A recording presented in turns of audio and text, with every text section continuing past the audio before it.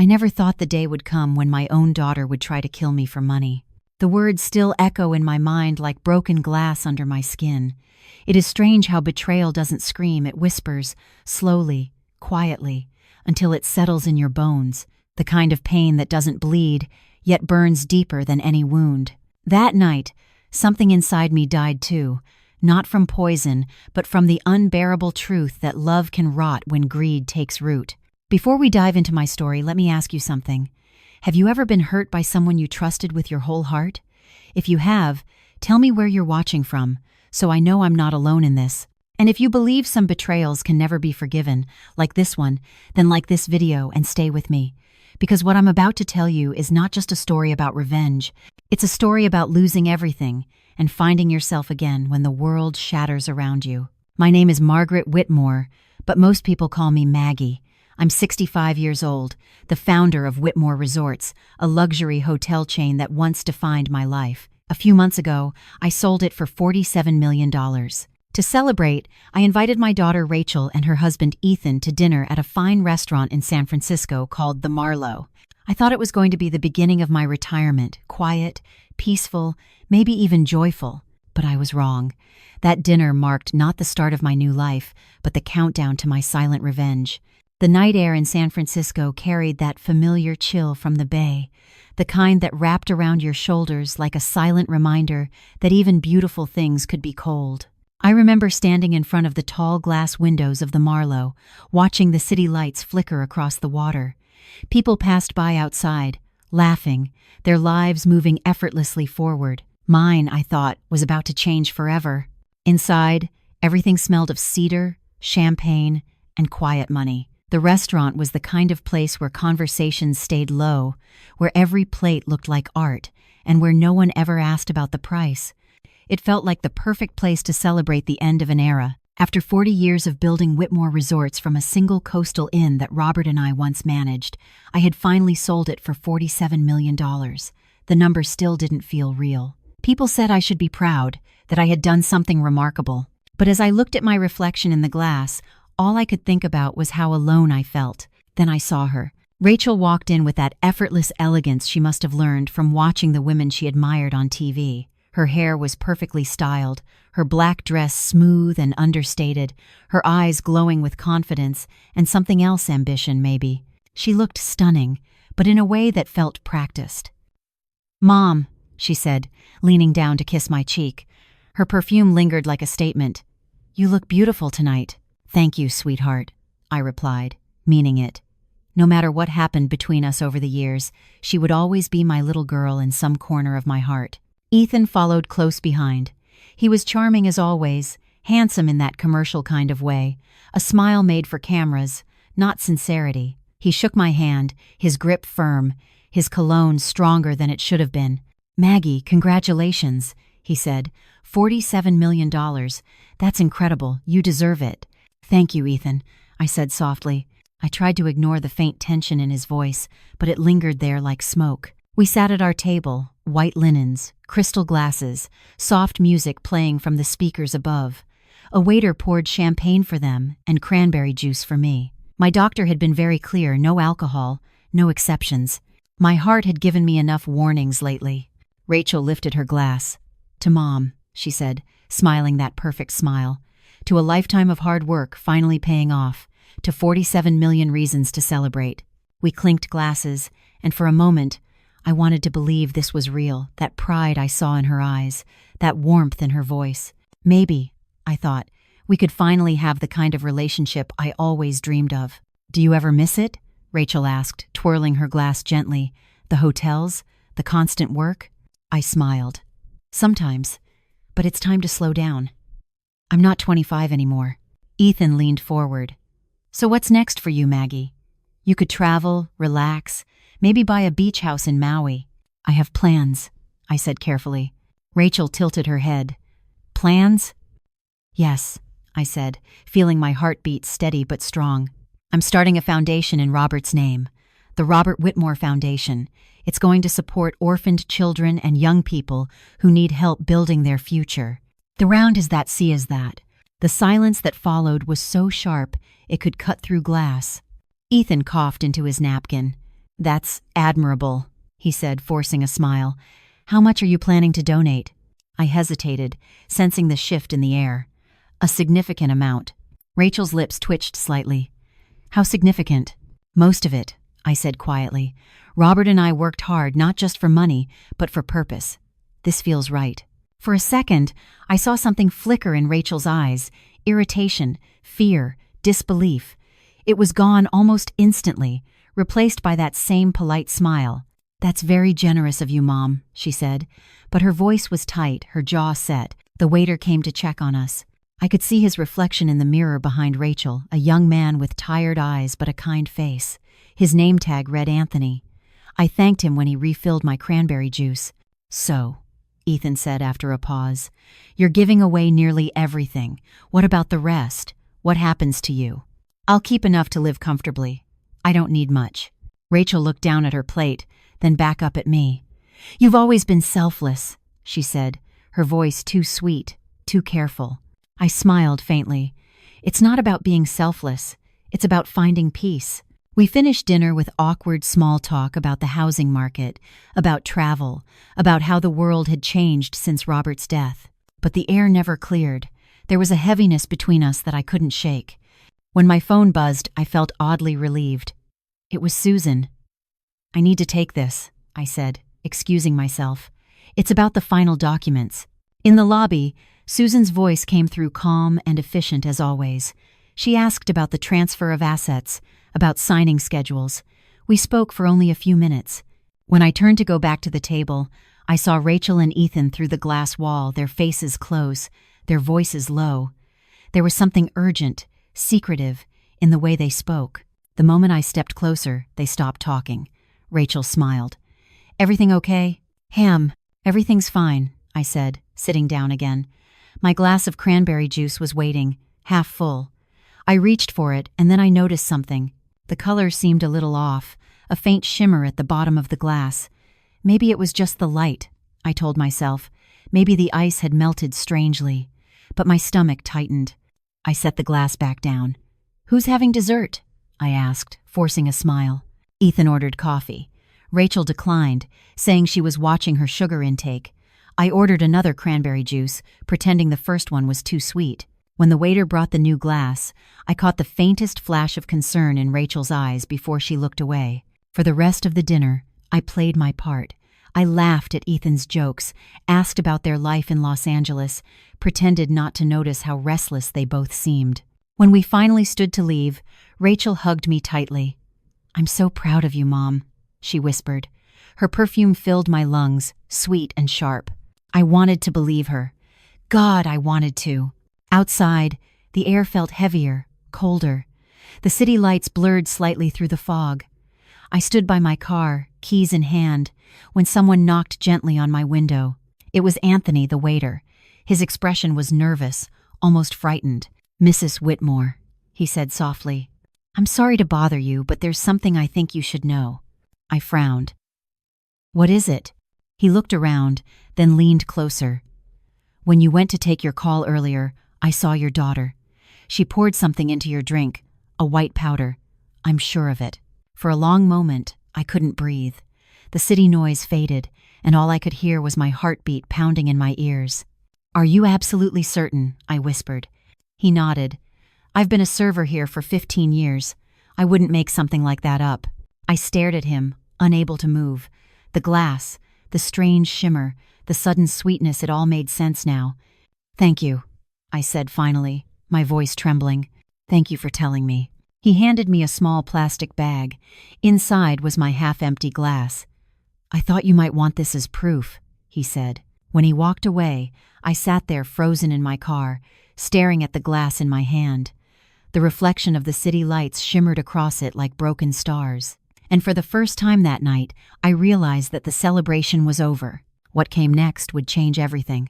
The moment I drove away from the Marlowe that night, my hands were shaking so badly that I could barely hold the steering wheel. The city lights blurred through the windshield, turning into long streaks of gold and red. I could still hear Anthony's words echoing in my head. "She poured something into your drink." Those words sliced through me again and again, like tiny blades cutting through my chest. I wanted to believe there was some mistake. Maybe he saw wrong, maybe it was sugar, or medication, or something harmless. But deep down, I knew. A mother always knows. When I reached home, the ocean wind from the bay carried through the open porch, cold and relentless. The house that once felt warm after Robert's death suddenly seemed enormous, empty, haunted. I placed the plastic bag containing the glass on my kitchen counter and stared at it for a long time. The dark red juice inside caught the light like a drop of blood. I thought about Rachel, her smile, the way she said to 47 million reasons to celebrate. I wanted to cry, but nothing came out. There were no tears left, only a hollow ache where love used to live. I called Susan. She answered before the second ring. "Maggie, are you home?" "Yes," I said. My voice sounded like it belonged to someone else. "You were right. About Rachel. About Ethan. Abin." She didn't speak for a moment. Then quietly, "What happened?" I told her everything. The restaurant, the drink, the residue, Anthony, the glass. When I finished, she exhaled slowly. "I'll handle this, but we need to confirm it first. Don't confront them. Not yet." "I wasn't planning to," I said. "I just need to know what's in that drink. Then take it to a lab tomorrow morning. I'll make a few calls to someone discreet. Maggie, be careful." After hanging up, I walked through the house, touching the walls, the framed photos, the things Robert and I had collected through the years. Every corner seemed to whisper memories of a family that once existed, but now it all felt like a stage set for a tragedy I never saw coming. That night, I couldn't sleep. I sat by the window watching the fog roll in from the bay, my mind spiraling between disbelief and rage. How could my daughter, my own flesh and blood, wish me dead? When dawn finally came, I made myself a cup of black coffee. My hands were steady now, but my heart wasn't. I took the glass to a private lab that Susan recommended, a place that didn't ask questions if you paid enough. The man behind the counter was young, maybe 30, with round glasses and a quiet, professional air. "I need this analyzed," I said, placing the bag on the counter. "No questions, just results." He nodded. "What are we testing for?" "Anything," I replied. "Whatever shouldn't be there." He hesitated. "We can have results in a few hours, ma'am." "I'll wait." While they worked, I walked to a small cafe down the street. The sound of clinking cups and soft jazz did little to calm my nerves. My phone buzzed. Rachel. "Mom," she said, her voice full of false warmth. "Are you feeling okay? You looked tired last night." I almost laughed. "I'm fine, sweetheart, just a little headache." "Oh, good."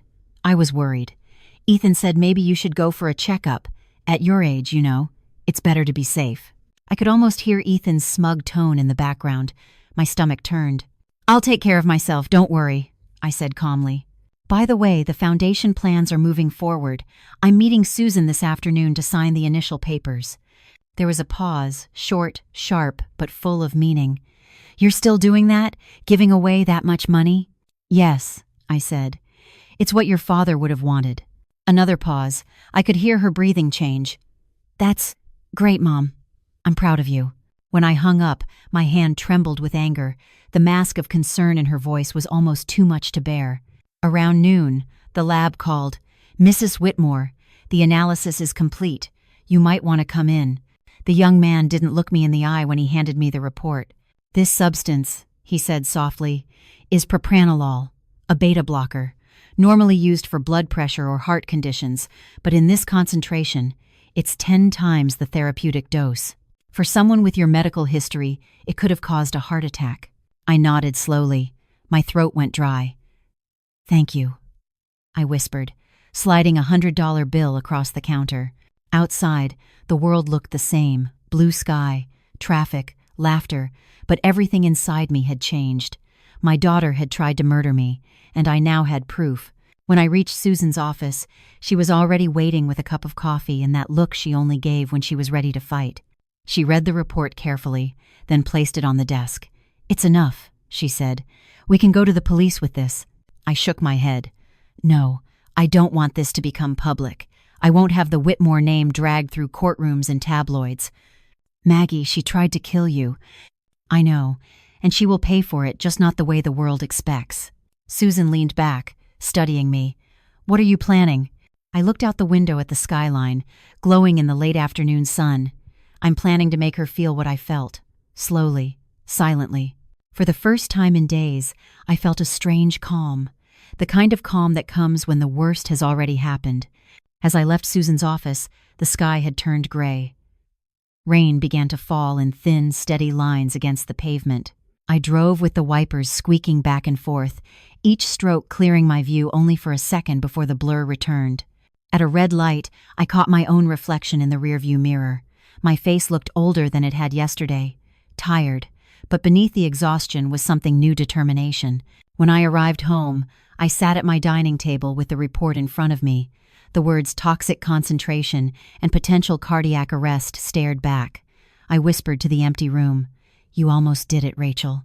Then I laughed, a small, bitter laugh that felt foreign on my tongue. Before I end this part of my story, I want to ask you something. If someone you loved more than anything, your own child, tried to take your life for money, what would you do? Would you forgive them, hoping they'd change? Or would you let them taste the pain they gave you? Tell me in the comments where you're watching from, so I know if I'm the only mother who's ever felt this kind of heartbreak. And if you believe some wounds can never be healed, like this one, then like this video right now and stay with me. Because what comes next is where everything changes. That night, I placed the lab report and the glass back inside the plastic bag, sealed it, and hid it in my desk drawer. The evidence was safe. But the woman who walked into that restaurant 2 nights ago, the trusting mother, the forgiving one, she was gone. I had been reborn into something colder, sharper, and far more dangerous. And tomorrow, I would begin to plan exactly how to make my daughter pay. The next morning began with an eerie calm. The sky above San Francisco was pale gray, washed out, the kind of sky that doesn't commit to rain or sunshine. I woke up before dawn, unable to rest, the air in my bedroom heavy with the echo of everything I had learned. The glass with the red stain, the lab report, the truth. It was real. Rachel had tried to kill me. I made coffee and sat in the kitchen, staring at the steam rising from the cup. I had spent my entire life fighting for control, building an empire, raising a daughter, surviving loss. But nothing had prepared me for this kind of betrayal, the kind that breaks the world in half but still leaves you breathing.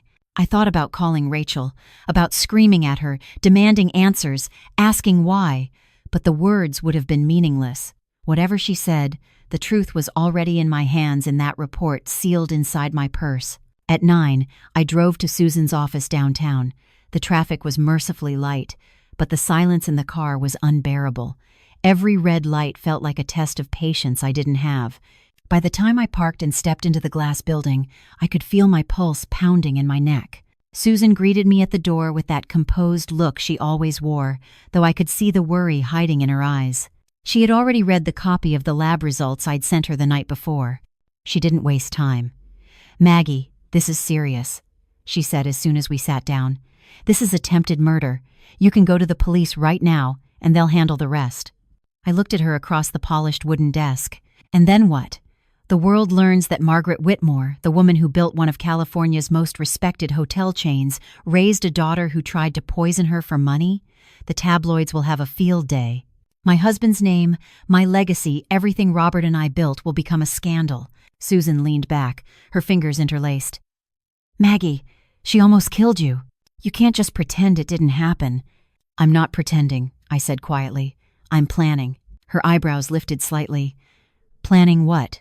I took a deep breath. "You said before that Rachel and Ethan were in trouble financially. How deep?" Susan turned toward her computer, typing a few keys. Within seconds, she opened a file. "I asked one of my investigators to look into it," she said. "Their debts are massive, more than $2 million in total. Overdue credit cards, mortgage payments, a luxury car loan, private investors pressing for repayment. They've been living way beyond their means." I nodded, swallowing hard. "So they saw me selling the resorts and thought their salvation had arrived." "Exactly," Susan replied. "When you mentioned the foundation, that probably triggered panic. They realized the money they were counting on would be gone." For a moment, I said nothing. My heart hurt, not from illness but from understanding. "She didn't need to do this," I whispered. "If she had just come to me, told me she needed help, I would have given her everything. I always have." Susan reached across the desk, resting her hand over mine. "Sometimes love blinds us, Maggie. You gave her everything she asked for, and that taught her she could take more." Her words cut deep, but they were true. I stood and walked toward the large window that overlooked the city.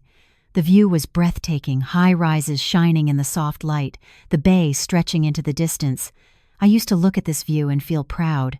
Now it felt like a lie, a reminder of how fragile success really was. "I want to do something," I said finally. Susan frowned. "Do what, exactly?" "I want her to feel what I felt," I said. "Not with poison or police, but with truth.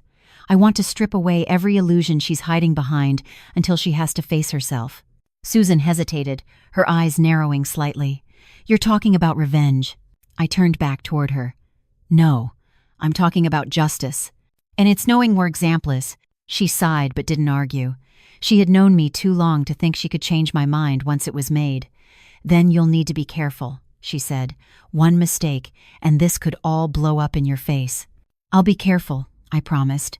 For the rest of the morning, we talked logistics. I asked her to prepare a meeting with Rachel and Ethan, telling them I wanted to revisit the foundation's plans. I wanted them to believe I was reconsidering the donation amounts. When we were done, Susan looked at me seriously. "You sure about this?" "More than ever," I said. As I walked out of her office, the city noise hit me like a wave. Horns, footsteps, laughter, all those ordinary sounds that make life seem normal. But my life wasn't normal anymore. I was living in the space between love and hate, between being a mother and being a victim. That afternoon, Rachel called again. "Mom," she said in her sweetest voice, "I've been thinking. Maybe Ethan and I could help with the foundation. We could manage some of the funds, help plan projects, you know?" It took everything in me not to laugh. "That's thoughtful of you," I said. "Why don't we talk about it tomorrow? I have a meeting scheduled with Susan at 10. You and Ethan should join us." "That sounds perfect," she said quickly, excitement flickering in her tone. "We'll be there." When I hung up, I stared at the phone for a long time. It struck me how easy lying had become, how natural it felt after all the lies they'd told me. That evening, I went to the beach near my house. The waves were calm, the horizon fading into mist. Robert used to bring me here after stressful days. He'd hold my hand and say, "The ocean takes everything, Maggie. The pain, the fear, it all goes back to the sea." I closed my eyes and whispered, "I hope you were right." But the pain didn't leave. It settled deeper instead, heavy and cold. Later, back home, I opened the drawer where the glass and report were hidden. I placed both inside a wooden box and locked it. Not to forget, but to remind myself what had been done and what needed to be done next. Before going to bed, I stood by the window again, watching the city lights flicker like dying stars. I thought about the woman I used to be, the one who believed love could fix anything. She was gone now. In her place stood someone new, someone who would no longer beg for love or understanding, someone who would write her own justice. And tomorrow morning at 10 o'clock, that justice would begin. The next morning came gray and heavy, as if the sky itself knew what was about to unfold. I woke before the alarm, my mind already awake, my heart already racing. The decision had been made, and there was no turning back. I dressed carefully, a gray suit, simple and sharp, the kind Robert used to say made me look like I could conquer the world. I didn't feel like a conqueror, though. I felt like a woman walking into a storm she had created. By 9:30, I arrived at Susan's office. She was already waiting in the lobby, her expression unreadable but her eyes steady. "They're on their way," she said. "Are you sure about this, Maggie?" "Yes," I said. "It's time they understand what they've done." We walked together to the conference room. It was large, lined with tall windows overlooking the city. The table was polished to a mirror shine. In the center sat a folder containing the lab report, the photographs of the glass, and a signed affidavit from Anthony, the waiter who had witnessed everything. My evidence, my truth. At exactly 10 o'clock, Rachel and Ethan walked in. Rachel was dressed in light blue, her hair perfectly styled, the kind of outfit chosen to look innocent. Ethan wore a dark suit and that fake, easy smile I had come to despise. "Mom," Rachel said cheerfully, walking toward me with open arms. "You look wonderful." I never said. I stepped back slightly before she could hug me. "Thank you, Rachel. Please, have a seat." She hesitated for a moment, confusion flickering across her face, but she recovered quickly and sat beside Ethan. Susan took her place at the head of the table, opening a few documents with professional calm. "Thank you both for coming," she began. Mrs. Whitmore wanted to discuss a few adjustments regarding the foundation. Rachel's eyes brightened immediately. Adjustments? You mean changes in how much you'll be donating? Something like that, I said, watching her reaction carefully. Ethan leaned forward slightly, his hands clasped on the table. We've actually been thinking a lot about ways to make your contribution more impactful, he said smoothly. Maybe we could help manage the investment side, make sure the money goes further. That's very thoughtful, I said evenly. But before we discuss any changes, there's something else we need to talk about. Susan glanced at me, giving a subtle nod. I reached into my bag, pulled out the envelope, and placed it gently on the table. What's that?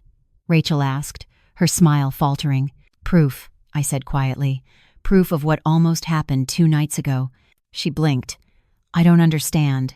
I slid the lab report toward her. It's a toxicology report, from the glass I used at dinner. It tested positive for propranolol 10 times the safe dosage, enough to cause a heart attack in someone with my condition. Rachel stared at the paper but didn't touch it. Ethan's color drained from his face. Mom, Rachel stammered, what are you saying? I'm saying that someone put something in my drink, and I know who it was. The room fell into absolute silence.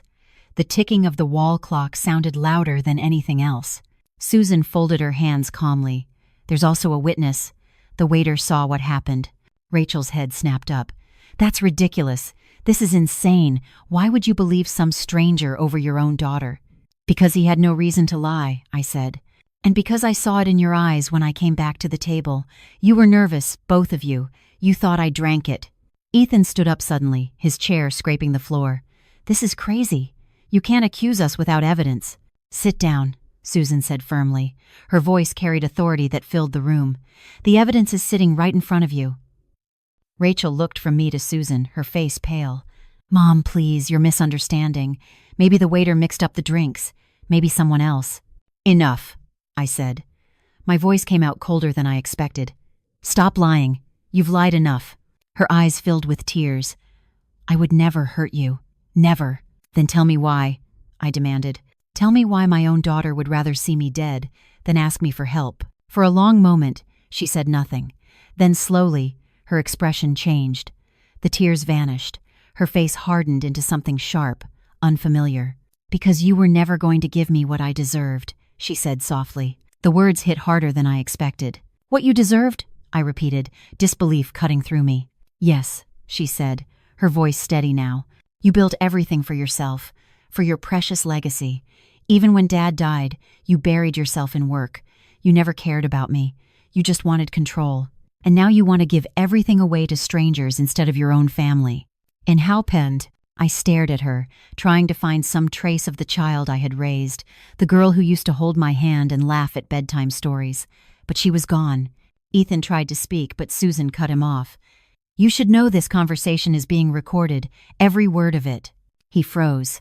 Rachel's eyes widened in panic. What do you want from us? She asked finally. Her voice trembled again, not from guilt but from fear. I leaned forward. I want you to understand the weight of what you've done. You didn't just try to kill me for money, you killed whatever was left of us, whatever love existed between mother and daughter. And way to deserve it. Tears filled her eyes again, but I could see now they were not tears of remorse. They were of defeat. I opened another folder and slid it across the table. This is a financial investigation of your accounts, I said. Every debt, every overdue bill, every loan shark waiting for payment. I know everything. You were drowning, and instead of asking for help, you chose to betray me. Rachel's face crumpled. Ethan sank back into his chair, silent. Susan cleared her throat. Given the circumstances, we have prepared 2 options for you. Options? Rachel whispered. Yes, I said. Option 1, I go to the police right now, with the report, the witness statement, and this recording. You will both spend years in prison. Option 2, you sign a full confession of what you did and agree to disappear from my life forever. No contact, no inheritance, nothing. Rachel's jaw dropped. You can't be serious. I've never been more serious, I said quietly. If you refuse, I'll call the police before you leave this room. Ethan's hands trembled. What happens to the debts? I'll pay them, I said. Once. Then you're gone. For good. Rachel looked at Ethan, then back at me. The silence stretched until I could hear my heartbeat. Finally, she reached for the pen Susan had placed on the table. Her hand shook as she began to sign. When the last page was done, she dropped the pen, her shoulders slumping in defeat. Susan collected the papers and locked them in a folder. "You'll have 48 hours to leave the country," she said. "If you contact Maggie again, this confession goes directly to the authorities." Rachel didn't answer. She stood slowly, her eyes hollow. "Why, Mom?" she whispered. "Why couldn't you just give me what I wanted?" I looked at her for a long time. "Because love isn't about wanting, it's about giving, and you never learn the difference." She turned and walked out, Ethan close behind. The door clicked shut behind them. For a long time, the room was silent. I didn't move, didn't speak. I just sat there, staring at the empty chairs where they had been. Finally, Susan broke the silence. "Are you okay?" I shook my head. "No, but I will be." As we left the conference room, I glanced back at the folder lying on Susan's desk, the confession, the end of everything I once loved. But somewhere deep inside, beneath the pain, a new kind of strength was taking root. What I didn't know then was that this moment, this quiet act of revenge, was only the beginning of something far greater. After they left the room, silence filled every corner of Susan's office. It was a suffocating kind of quiet, the kind that follows an explosion. I could still hear the faint echo of the door clicking shut, the sound of my daughter walking away from me forever. For several long minutes, I couldn't move. My hands trembled slightly on the table, resting on the folder that now contained her confession. The air smelled faintly of perfume, Rachel's perfume, the same one she had worn as a teenager, back when she still hugged me before school. I couldn't stand the scent anymore. Susan placed a hand on my shoulder. "It's done," she said gently. "You did the right thing." I wanted to believe that. I really did. But the truth felt heavier than any relief. What kind of mother finds justice in her own child's downfall? When I finally spoke, my voice came out barely above a whisper. "I don't feel right, Susan." She sighed. "You had no choice. She tried to kill you, Maggie. There's no excuse for that." I nodded, but the ache inside me refused to ease. "I know, but knowing doesn't make it easier." I stood and walked to the window, watching the city move below cars, people, ordinary lives untouched by this kind of heartbreak. For them, the world kept turning. For me, it had stopped. "They'll leave the country," Susan said behind me. "I'll make sure of it. The detective will escort them to gather their essentials, then to the airport. You'll never see them again." The words cut through me like a knife. Never see them again. I had imagined saying that once, in anger, in exhaustion, but now that it was real, it didn't feel like victory. It felt like mourning. "Make sure their debts are paid," I said quietly. "I don't want any loose ends." "You're certain?" "Yes, let them go with nothing but what's left of their dignity. I don't want the world to see this mess." Susan nodded. "It'll be handled." As she gathered the documents, I turned back to the table where Rachel had sat minutes earlier. I could still picture her expression when she signed her name, not guilt, not remorse, but defeat. And underneath it, something worse. Resentment. I knew then that this wasn't over for her, but it was over for me. Or at least, it had to be. When I returned home that afternoon, the house felt different. Quieter, heavier, as if the walls themselves knew something had shifted. I walked through each room slowly, touching furniture, framed photographs, the little reminders of a family that no longer existed. In the living room, I stopped in front of a picture taken years ago, the three of us smiling on a beach in Monterey. Rachel was 12, her arms around my waist, Robert's arm around us both. We looked like a family untouched by pain. I pressed my fingers against the glass, tracing her younger face, and whispered, "Where did we go wrong?" That night, I couldn't eat. I sat on the porch wrapped in a shawl, watching the lights from the boats drift across the water. Every now and then, I thought I heard Robert's voice in the wind, calm, steady, like he used to be. "You did what you had to do, Maggie." But if I had done what I had to, why did it hurt so much? The next day, Susan called to confirm that Rachel and Ethan had left the country. "They're on their way to Lisbon," she said. "The debts are cleared. Everything is done." "Thank you, Susan," I said softly. "Are you going to be okay?" "I'll have to be," I replied. After the call, I went for a walk along the coast. The ocean roared against the rocks, wild and endless, as if mocking the smallness of human pain. I thought about what Susan had said, that I had done the right thing. But doing the right thing doesn't always feel right. Sometimes it just feels necessary. A week passed. The house was silent again, the kind of silence that seeps into your bones. I tried to distract myself with plans for the foundation, meetings with architects and lawyers, but nothing filled the emptiness. One evening, as the sun set over the bay, Susan came by unannounced. She found me sitting at the kitchen table, staring at an untouched cup of tea. "You haven't been answering my calls," she said gently, setting down her purse. I didn't have much to say. She sat across from me. "You've been through hell, Maggie. You're allowed to take time to heal." "Heal," I repeated. "That's an interesting word. What does healing look like for someone who's lost a child who's still alive?" Susan sighed. "Maybe it means finding a new purpose. You still have the foundation, Robert's legacy. Maybe now you can build something good out of all this." Her words lingered. Build something good out of all this. Maybe she was right. Maybe that was the only way to survive. That night, I went through the old blueprints of the community center Robert once dreamed of creating, a place for children, education, safety, the kind of place Rachel could have volunteered at if her life had gone differently. I decided right then that the foundation would build it. Still, even as I made plans, the pain refused to leave. Every corner of my life reminded me of her, the daughter I had raised, loved, and lost. Sometimes I caught myself expecting a phone call or the sound of her car pulling into the driveway. It never came. Days turned into weeks. Slowly, I began to function again. I met with contractors, reviewed designs, and even smiled once or twice. But the nights were harder. The loneliness pressed in then, thick and unrelenting. One evening, I found myself standing at the same window where Robert and I had once watched the sunset. The horizon glowed orange, fading into the blue of the bay. I closed my eyes and spoke softly, almost like a prayer. "Robert, I did what I had to, but I don't know how to live with it." The wind outside rattled the trees, whispering through the cracks. And in that sound, I thought I heard his voice again, steady and patient. "Then start again, Maggie. Build again." I opened my eyes. Maybe that was it. Maybe the only way to keep living was to turn my pain into something that mattered. The next morning, I called Susan. "I'm ready," I said. "Let's move forward with the foundation project." Her voice softened. "You're sure?" "Yes," I said. "It's time." As I hung up the phone, sunlight filled the room, scattering across the hardwood floor. For the first time in weeks, I felt a flicker of peace. But peace, I would soon learn, can be fragile. Because even as I tried to rebuild, the past wasn't finished with me.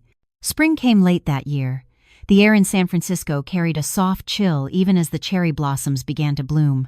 It had been 6 months since Rachel and Ethan left for Portugal, 6 months since the confession was signed, sealed, and locked away in Susan's office. Time hadn't healed me, not really. It had only numbed the sharp edges of pain into something dull, a quiet ache that lived inside my chest. Most mornings, I woke before sunrise and walked along the coast. The sea breeze cleared my head, though it never quite erased the memories. Sometimes I imagined Rachel somewhere far away, walking along another shore, maybe thinking of me too, but I doubted it. Susan kept me busy with the foundation. She was relentless in her mission to pull me out of my grief, and maybe she was right to be. "If you don't fill your life with something good," she said one afternoon, "your regrets will eat you alive." And so, I worked. The Robert Whitmore Foundation began as a tribute to my late husband, but it became something more, a lifeline. We bought an empty lot near the city center, a quiet stretch of land surrounded by tall oaks. It was where Robert once dreamed of building a small hotel before he passed. Now it would become a children's home. Every day, I visited the construction site. The workers came to know me by name, and the foreman, a kind man named Howard, always greeted me with a nod. "Morning, Mrs. Whitmore," he'd say. "Walls are going up today." The sound of hammers and saws, the smell of fresh wood and wet cement, the laughter of men at work, it gave me purpose. It made me feel alive again. Susan joined me often, wearing her hard hat with the same precision she used in court. "Look at this place," she said one morning, smiling as she watched the workers lift the frame for the main hall. "Robert would be proud." "I hope so," I said quietly. This was his dream. I just wish he could see it. You're doing more than finishing his dream, she replied. You're creating something new, something that'll outlive all of this. I wanted to believe her. By late summer, the building began to take shape, tall, white walls, big windows for light, wide spaces filled with laughter and possibility. We called it the Robert Whitmore Children's Home, a place for kids who had no one else to turn to. It would house 50 children to start, with classrooms, counseling spaces, and a large garden in the back.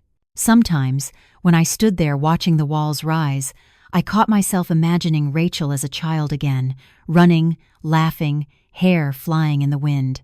It was strange how easily my mind returned to the past, even when the future stood right in front of me. One afternoon, as the sun dipped behind the trees, Susan arrived holding a stack of folders. She placed them on the hood of my car. "Quarterly reports," she said.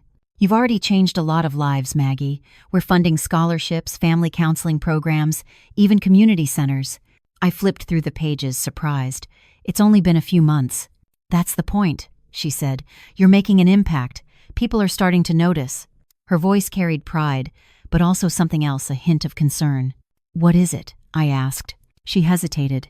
"You should know that Rachel and Ethan's situation in Lisbon has shifted.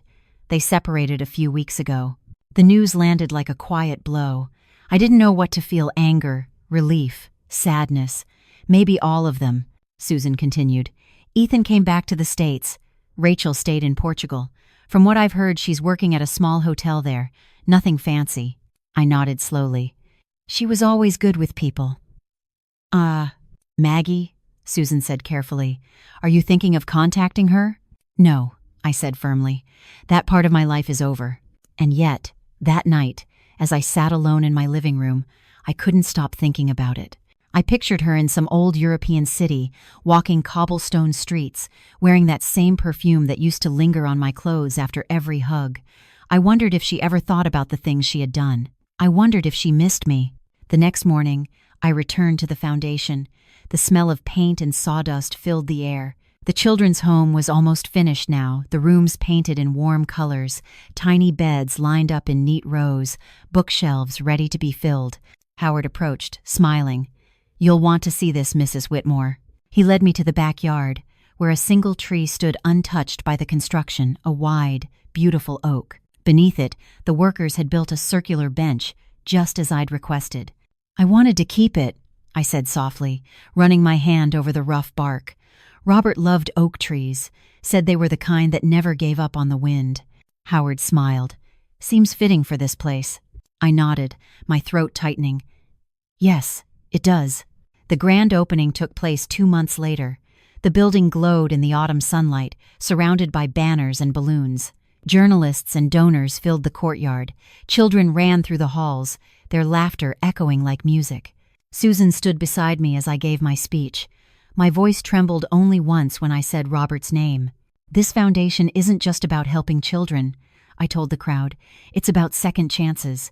It's about believing that even after loss, even after betrayal, something good can still grow." The applause was warm, genuine, and yet part of me still felt incomplete. That evening, when the event ended and the guests had gone, I stayed behind. The lights inside the home were still on, casting a golden glow through the windows. I walked through each room, the classrooms, the dormitories, the small library, touching the furniture, feeling the life that would soon fill this place. In the hallway, I stopped by a window overlooking the oak tree. The branches swayed gently in the night wind. "For the first time in a long while," I whispered. "Maybe this is forgiveness, Robert." A soft knock interrupted my thoughts. It was Susan, holding her phone. "You have a message," she said carefully. "You might want to hear it." I frowned, taking the phone. The number was unfamiliar, international. I pressed play. "Mrs. Whitmore," a woman's voice began, hesitant but steady. "My name is Lily Carter. I'm one of the scholarship students supported by your foundation. I'm studying medicine at Stanford, and I have a research project I'd like to share with you. It's something related to heart disease, the same illness that took your husband. I would love the chance to meet you and show you what we're doing." Her voice was bright, sincere, young, full of hope. But something about it tugged at me in a way I couldn't explain. Susan smiled softly. "A new beginning," she said. I nodded slowly, still holding the phone to my ear. I didn't know why, but I couldn't shake the feeling that this call would change everything. 2 days after the call, I sat in my office at the foundation, replaying that voicemail for the 5th time. The young woman's voice had something familiar in it, not the words, not the accent, but the tone. There was a warmth there, an echo I couldn't explain. Maybe it was only my imagination. Or maybe, after so much loss, my heart was desperate to find connection again. I finally called back. The line rang twice before a bright, excited voice answered. "Mrs. Whitmore? Oh, wow. I didn't think you'd call so soon." "I'm sorry it took me a bit," I said gently. "You said your name was Lily Carter?" "Yes, ma'am. I'm one of the students your foundation sponsors. I'm studying medicine at Stanford. My research focuses on regenerative therapy for heart tissue. I think you'll find it interesting." Her words came out quickly, full of youthful energy. I couldn't help smiling. "You have my attention, Lily. Why don't we meet in person?" She sounded thrilled. "Really? That would be amazing. I can show you the lab, the project, everything." We set a time for the following morning. When I arrived at Stanford, the campus buzzed with life. Students hurried across wide green lawns, carrying laptops and coffee cups, their laughter carried by the wind. I had not been on a college campus since visiting Rachel's dorm 20 years ago. The memory stung, but I pushed it away. Lily met me outside the Biomedical Research Center. She was younger than I had imagined, mid-20s maybe. Her hair was tied back in a loose ponytail, and her dark eyes sparkled with intelligence and kindness. "Mrs. Whitmore," she said, extending her hand. "It's such an honor to meet you. I've read everything about your foundation. What you're doing for children is incredible." Her handshake was firm, confident.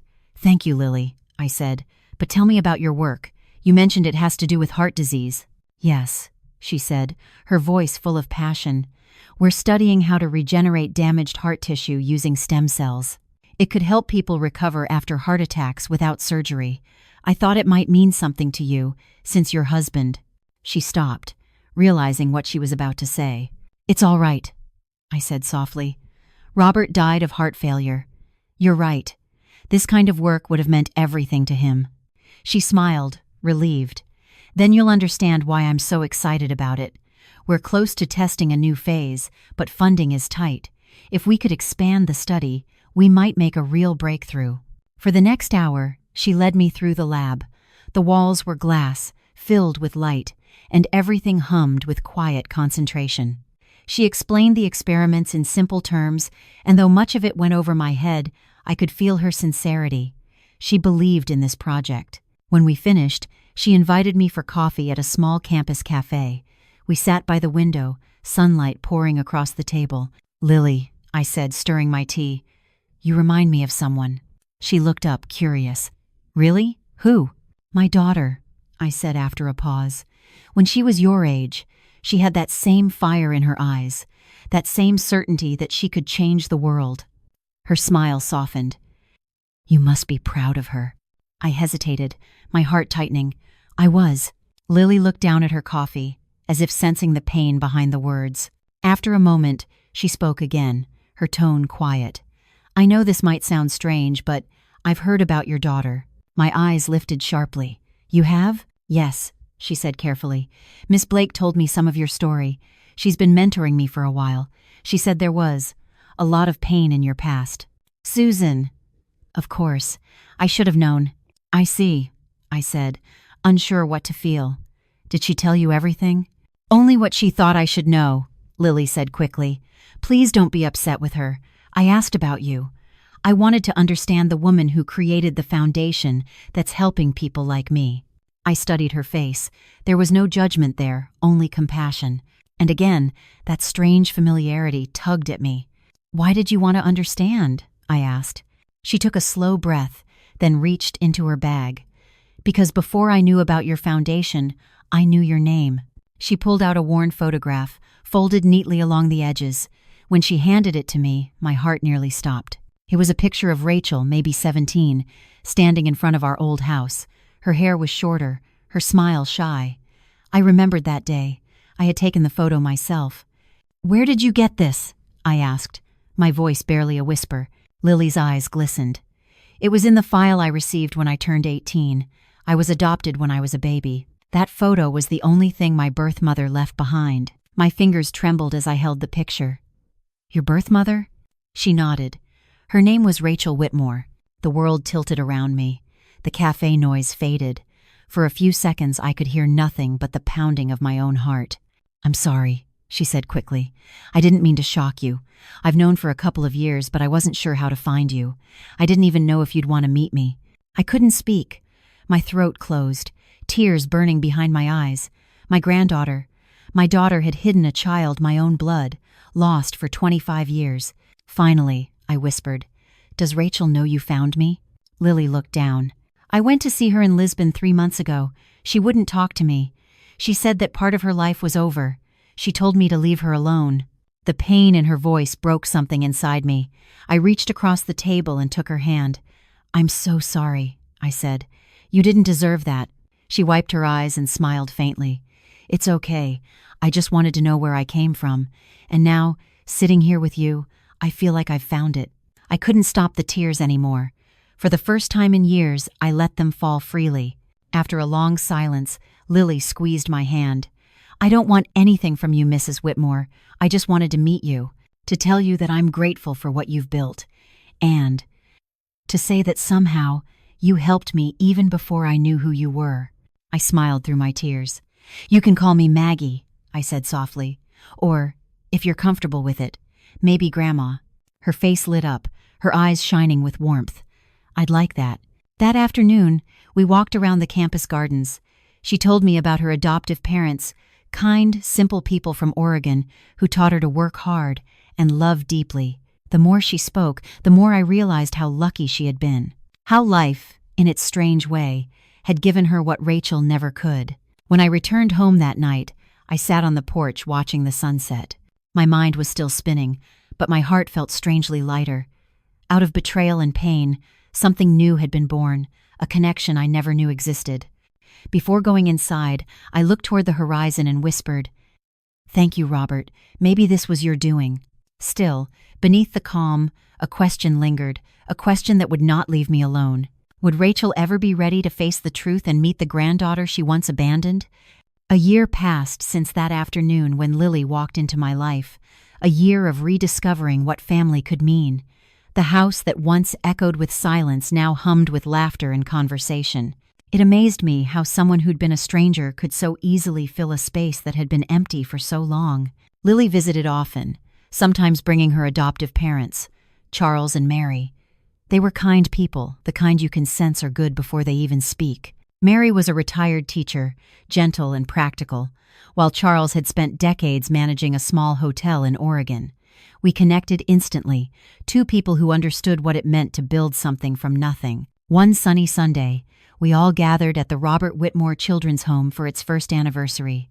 The air was full of laughter and the sound of children running through the halls. The place that had once been a dream was now alive, a home filled with light, books, and voices. Susan stood beside me, looking proud and a little emotional. 1 year ago, this was just an idea, she said. Look at it now, Maggie. You did it. No, I said, smiling softly. We did it. And maybe, in some strange way, Robert and Rachel did too. She gave me a look, half surprised, half understanding. I no longer spoke Rachel's name with bitterness. I didn't know if forgiveness was the right word, but the hatred had faded, replaced by something gentler acceptance. Guess who's here? Susan said suddenly, nodding toward the entrance. I turned. Lily was walking in, her face glowing as always, her hair loose in the wind. Beside her were her parents, carrying a basket of food. Grandma, she called out, and the word still felt miraculous every time I heard it. She hugged me tightly, the kind of embrace that melts years of pain in seconds. The kids look so happy, she said, looking around. You've built something beautiful. It's not just me, I replied.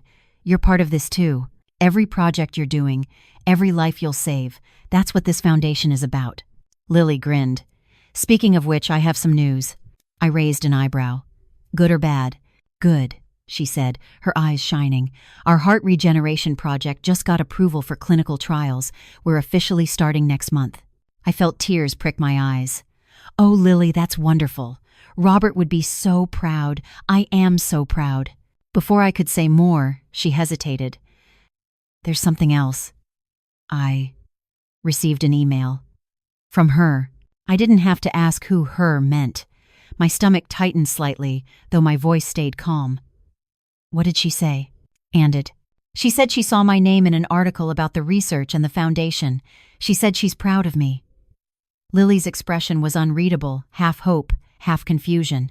"I haven't answered yet. I don't know if I should." I looked at her, this young woman who carried both the best and worst parts of our family's past. "Do you want to?" She thought for a moment, watching a group of children chasing bubbles in the yard. "Part of me does." Another part remembers how she looked at me in Lisbon like I was a mistake. I nodded slowly. "Then maybe this isn't about what she deserves. Maybe it's about what you need. Sometimes, the person who hurt us the most is still the only one who can help us close the circle." Lily smiled faintly. "You sound like someone who's learned that the hard way." I chuckled. "You could say that." We spent the rest of the day celebrating. There was music, food, and even a small ceremony where the children presented handmade cards that said, "Thank you, Mrs. Whitmore." I told them to call me Maggie instead, and they laughed. Later that afternoon, I stood outside under the great oak tree, the same one Robert had once planted in our backyard years ago. Its branches stretched wide, full of golden leaves, casting a soft shadow across the grass. Lily came to stand beside me. "You know," she said, "when I first called you, I was terrified. I thought you'd hate me for being a reminder of her." I turned to her, my eyes soft. "Lily, you're not a reminder of what I lost. You're proof that love survives, even when everything else falls apart." She didn't say anything, just reached for my hand.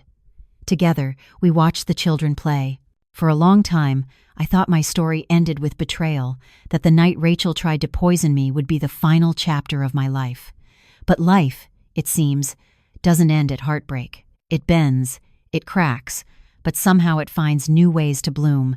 The following week, Lily invited me to visit her lab again. This time, she showed me something extraordinary: heart tissue growing in a small glass container, beating softly under the light. "This," she said, smiling, "is what hope looks like under a microscope." I laughed through my tears. "You're your grandfather's legacy, Lily, and mine too." She blushed.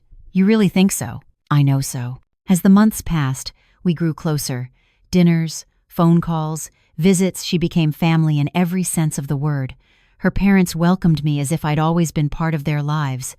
And though Rachel remained far away, her shadow no longer controlled mine. One evening, as the sun set over the bay, I sat alone on my porch, a cup of tea in hand. The horizon glowed pink and gold. For the first time in years, peace didn't feel like something I had to fight for. It was simply there, quiet, gentle, complete.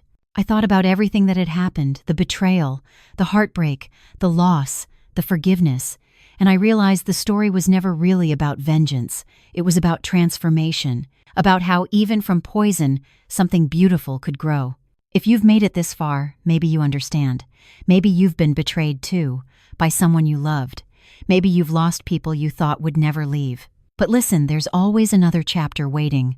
Sometimes it's written in tears, sometimes in forgiveness, and sometimes, if you're lucky, in love that finds its way back when you least expect it. So if this story touched your heart, if it reminded you that hope can survive even in the darkest places, then do something simple.